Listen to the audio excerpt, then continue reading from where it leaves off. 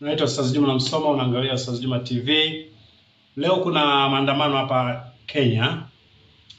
Hapa Kenya Nairobi kuna maandamano makubwa sana ya wananchi wanaandamana kwa nini mafuta yamepanda bei wakati serikali iko na pesa. Zile pesa za serikali kwa nini zisirikave mahali kama kuongezewa wao kuongezewa kidogo. Kwa maana kuna maandamano makubwa sana. Kwa hiyo tunasubiri jioni itakuwa ni nini tuweze kuona ni nini kimetokea, ama kuna uharibifu umepatikana ama vipi.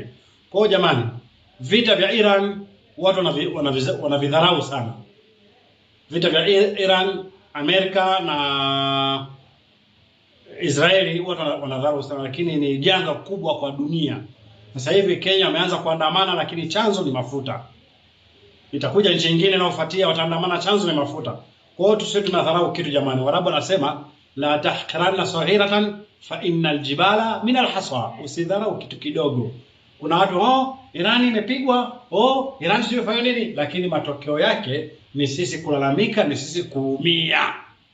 Unaangalia Ustaz Juma TV, endelea kuangalia Ustaz Juma TV. Ndawakeni matukio yote yanayojiri hapa Kenya, hapa Nairobi watu wanaandamana, na yote yanayotokea nitakuonyesheni hapo. Unaangalia na subscribe, like, share ili wengine pia waweze kuona. Je, ufumbuzi ni nini kwa Afrika ili tuweze kuepukana na janga la ili tatizo la mafuta? Tufanye nini Afrika? Tukiwa sisi wa Tanzania, Kenya, Uganda na nchi nyingine.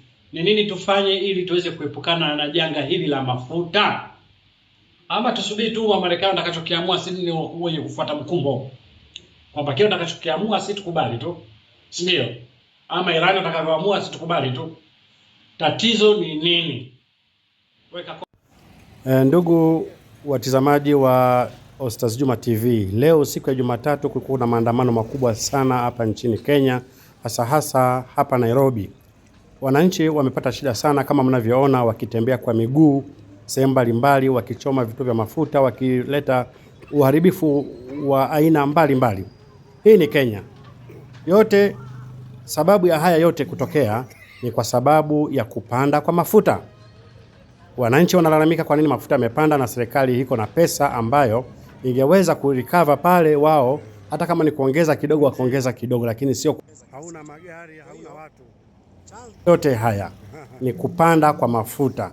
Na mafuta yamepanda kwa sababu gani? Vita vya Irani na Marekani na Israeli. Watu wengi wamekuwa ni mashabiki pasipo kujua madhara na hitilafu na matatizo yatakayotokea kwa sababu ya vita hivi. Hivi vita jamani vya Iran ni vita ambavyo vitaleta madhara makubwa sana katika dunia. Na si kwa sababu mnaiona Iran ni taifa dogo, hapana. Iran pia ni taifa lenye nguvu, lenye uwezo, kwa sababu ingekuwa hana nguvu, hana uwezo, tusingeanza kupata shida kama hizi. Watu wanachomewa magari kama mnavyoona, watu wanatembea kwa miguu. Huwezi jua mtu ametoka hapa anaelekea wapi, nyumbani, kazini, watu hawakwenda makazini.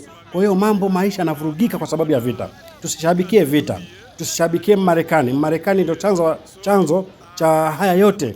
Watu wasingechomewa magari, wasingechomewa majumba. Mnaona majumba yanavyochomwa, vituo vya mafuta mnaona vinavyoungua.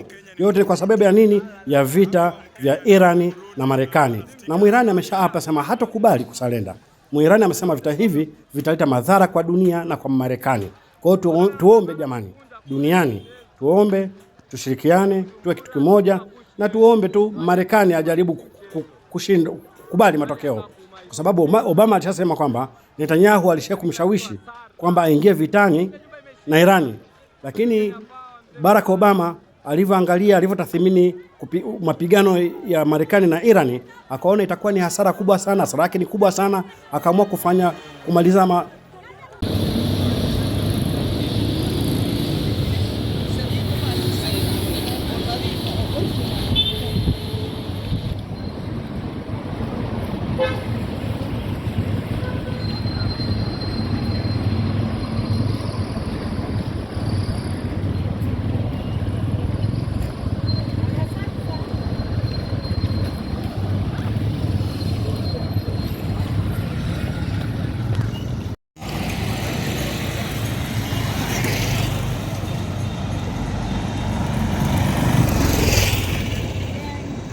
Keep it up.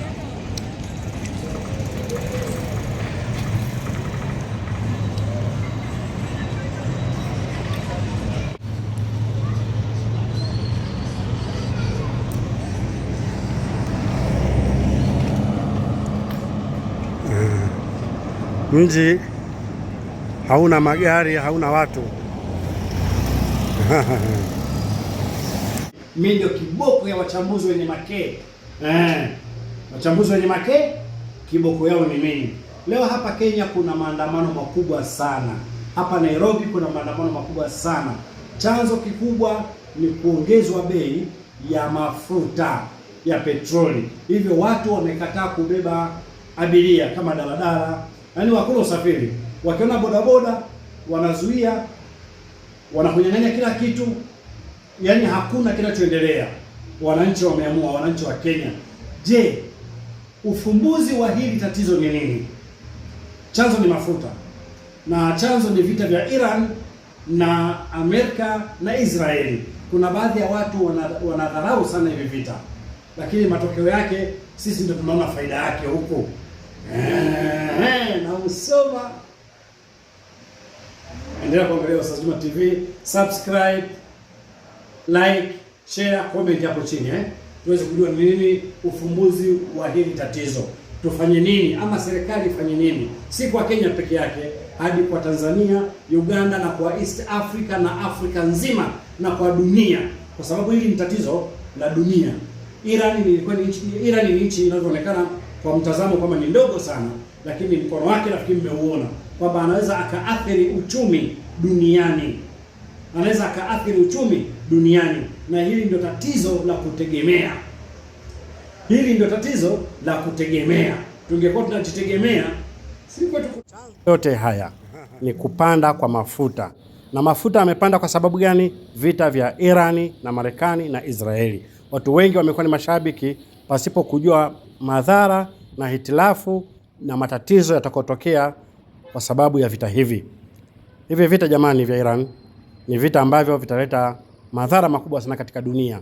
Na si kwa sababu mnaiona Irani ni taifa dogo, hapana. Irani pia ni taifa lenye nguvu, lenye uwezo, kwa sababu ingekuwa hana nguvu, hana uwezo, tusingeanza kupata shida kama hizi. Watu wanachomewa magari kama mnavyoona, watu wanatembea kwa miguu. Huwezi jua mtu ametoka hapa anaelekea wapi, nyumbani, kazini, watu hawakwenda makazini. Kwa hiyo maisha yanavurugika kwa sababu ya vita. Tusishabikie vita. Tusishabikie Marekani. Marekani ndio chanzo cha haya yote. Watu wasingechomewa magari, wasingechomewa majumba. Mnaona majumba yanavyochomwa. Vituo vya mafuta mnaona vinavyoungua. Yote ni kwa sababu ya nini? Ya vita vya Irani na Marekani. Na Muirani ameshaapa sema hatokubali kusalenda. Muirani amesema vita hivi vitaleta madhara kwa dunia na kwa Marekani. Kwa hiyo tuombe jamani, duniani tuombe, tushirikiane, tuwe kitu kimoja, na tuombe tu Marekani ajaribu kubali matokeo. Kwa sababu Obama alishasema kwamba Netanyahu alishakumshawishi kwamba aingie vitani na Irani. Lakini Barack Obama alivyotathmini mapigano ya Marekani na Irani, akaona itakuwa ni hasara kubwa sana, hasara yake ni kubwa sana, akaamua kumaliza